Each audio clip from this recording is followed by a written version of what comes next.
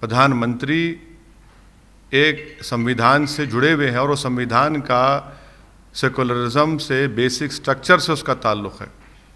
और अगर प्रधानमंत्री वहाँ पर जाएंगे बहैसियत प्रधानमंत्री, तो यकीनन ये एक मैसेज जाएगा कि प्रधानमंत्री एक बिलीफ को और एक फेथ को प्रमोट कर रहे हैं।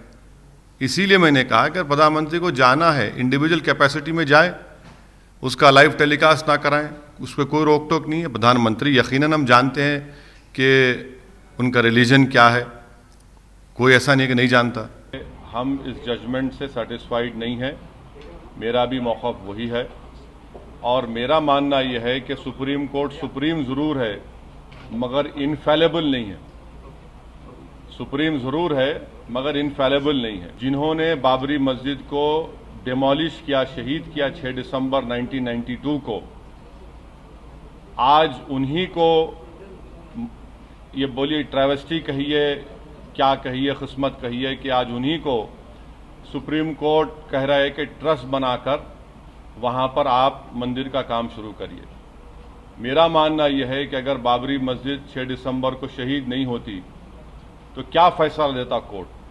5 एकड़ ज़मीन का जो सुप्रीम कोर्ट ने फैसला दिया है, देखिए हम मुसलमान जो है हिंदुस्तान के संविधान पे हमको अटूट भरोसा है। हम अपने एक लीगल राइट के लिए लड़ रहे थे। अगर मुसलमान यकीनन गरीब है, मुसलमान कमज़ोर है, मुसलमानों से डिस्क्रिमिनेशन हुआ है, इसको कोई डिनाई नहीं कर सकता। ये जिस तरह सुबह सूरज निकलता उस तरह से सच्चाई पर मुबन्नी है। मगर इन तमाम कमज़ोरियों के बावजूद भी हिंदुस्तान का मुसलमान इतना गया गुजरा गिरावा नहीं है कि वो 5 एकड़ ज़मीन अपने अल्लाह के घर की तामीर के लिए ज़मीन नहीं खरीद सकता उत्तर प्रदेश में। हम अपने एक लीगल हक के लिए लड़ रहे थे।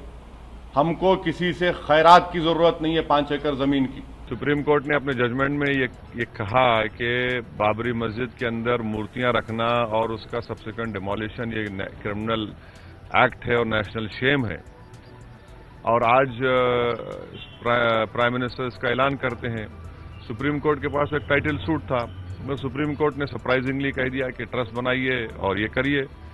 तो ये तो हमको समझ में नहीं आया कि अब सुप्रीम कोर्ट का जजमेंट है, सुप्रीम कोर्ट सुप्रीम है। प्रधानमंत्री खुद अडवाणी की रथ यात्रा को लेकर चले थे, नरेंद्र मोदी, हम वो भी नहीं भूल सकते।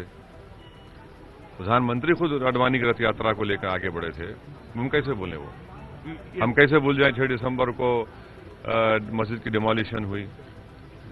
हम कैसे भूल जाएं कि उसमें मूर्तियां रखी गई थी 1948 में दिसंबर में, और फिर ताले खोले गए। राजीव गांधी प्रधानमंत्री थे और जिनके ऊपर केसेस चल रहा है, अडवाणी के ऊपर आपने पद्मश्री दे दिया उनको।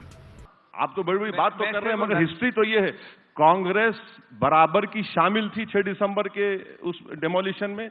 नरसिम्हा राव बराबर के शामिल थे। उनके पर्सनल सेक्रेटरी जो आज नहीं है, उनकी किताब में लिखा हुआ है, नरसिम्हा राव खुद चाह रहे थे वहां मंदिर बनना। तो कांग्रेस को सूट करता था उस वक्त, बीजेपी भी चाह रही थी। ये तमाम तमाशा तो होगा। अगर 6 दिसंबर नहीं होता तो क्या 2010 का जजमेंट आता? इसीलिए जस्टिस लिबरन ने आज सही कहा कि इस टाइटल सूट से पहले वो क्रिमिनल केस का डिसीजन आना बहुत जरूरी है।